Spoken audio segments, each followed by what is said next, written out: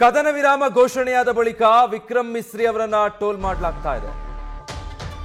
ಭಾರತದ ವಿದೇಶಾಂಗ ಕಾರ್ಯದರ್ಶಿ ವಿಕ್ರಮ್ ಅವರ ಕುಟುಂಬದ ವಿರುದ್ಧ ಟ್ರೋಲ್ ಹೆಚ್ಚಾಗಿ ಮಿಸ್ರಿ ಅವರ ಮಗಳ ಫೋನ್ ನಂಬರ್ ಅನ್ನು ಹಾಕಿ ಟ್ರೋಲ್ ಮಾಡಲಾಗ್ತಾ ಇದೆ. ಅನೇಕರು ಈ ರೀತಿ ಟ್ರೋಲ್ ಮಾಡಿ ಅಥವಾ ಮಾಡಿರೋದನ್ನ ಶೇರ್ ಮಾಡಿದ್ದಾರೆ. ಮಿಸ್ರಿ ಅವರ ಹಳೆ ಟ್ವೀಟ್ಗಳನ್ನು ಕೂಡ ರೀಟ್ವೀಟ್ ಮಾಡಿ ಟ್ರೋಲ್ ಮಾಡಲಾಗ್ತಾ ಇದೆ. ಈ ಹಿನ್ನೆಲೆ ತಮ್ಮ ಎಕ್ಸ್ ಖಾತೆಯನ್ನ ವಿಕ್ರಮ್ ಮಿಸ್ರಿ ಲಾಕ್ ಮಾಡ್ಕೊಂಡಿದ್ದಾರೆ. ಯಾರು ಕಮೆಂಟ್ ಮಾಡೋದಕ್ಕಾಗಬಾರ್ದು, ಆ ರೀತಿಯಾಗಿ ರಿಸ್ಟ್ರಿಕ್ಟ್ ಮಾಡಿದ್ದಾರೆ.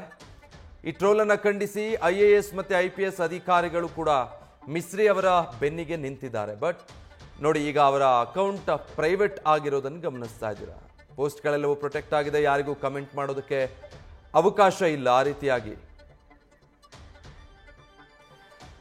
ಈ ರೀತಿ ವಿಕ್ರಮ್ ಮಿಸ್ರಿ ಅವರನ್ನ ಅಷ್ಟು ಮಾತ್ರ ಅಲ್ಲ, ಅವರ ಕುಟುಂಬದವರನ್ನ, ಅವರ ಪುತ್ರಿಯ ಫೋನ್ ನಂಬರ್ ಹಾಕಿ ಫೋಟೋಗಳನ್ನು ಹಾಕಿ ಈ ರೀತಿ ಟ್ರೋಲ್ ಮಾಡ್ತಾ ಇರುವಂಥದ್ದು ಎಷ್ಟು ಸರಿಯಲ್ಲ, ಸೂಕ್ತ ಅಲ್ಲ. ಅದು ಟ್ರೋಲ್ ಮಾಡ್ತಾ ಇರೋವಂಥವ್ರು ಅದನ್ನು ಅರ್ಥ ಮಾಡ್ಕೊಳ್ಬೇಕು. ಕಿಡಿಗೇಡಿಗಳು ಯಾಕೆ ಈ ಹಂತವನ್ನು ತಲುಪಿದ್ದಾರೆ ಅಂತ. ವಿಕ್ರಮ್ ಮಿಸ್ರಿ ಅವರ ಕೆಲವು ಹಳೆ ಟ್ವೀಟ್ಗಳನ್ನು ಮತ್ತೆ ಈಗ ಅದರ ಸ್ಕ್ರೀನ್ಶಾಟ್ಗಳು ಹಾಕೋದು, ಅದನ್ನು ರೀಟ್ವೀಟ್ ಮಾಡೋದರ ಮೂಲಕ ಅವರನ್ನು ಹೀಯಾಳಿಸೋದು, ಟ್ವೀಟ್ ಮಾಡೋದು, ಮತ್ತೆ ಟ್ರಾಲ್ಗೆ ಗುರಿಪಡಿಸೋದು ಅತಿರೇಕಕ್ಕೆ ಹೋಗ್ಬಿಟ್ಟಿದೆ. ಅದು ಒಂದು ಲೈನ್ ಅನ್ನು ಕ್ರಾಸ್ ಮಾಡೋದಕ್ಕೆ ಆ ಹಂತವನ್ನು ತಲುಪಿಬಿಟ್ಟಿದೆ. ಹೀಗಾಗಿ ವಿಕ್ರಮ್ ಮಿಸ್ರಿ ಅವರ ಅಕೌಂಟನ್ನು ಸಂಪೂರ್ಣ ಲಾಕ್ ಮಾಡಿದ್ದಾರೆ. ಕಮೆಂಟ್ ಮಾಡೋದಕ್ಕೆ ಅವಕಾಶ ಇಲ್ಲ.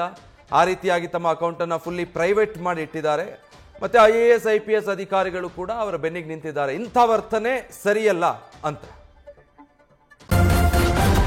ನ್ಯೂಸ್ ಫಸ್ಟ್ ನಿರ್ಭೀತಿಯಿಂದ ನಿಮ್ಮ ಪರವಾಗಿ.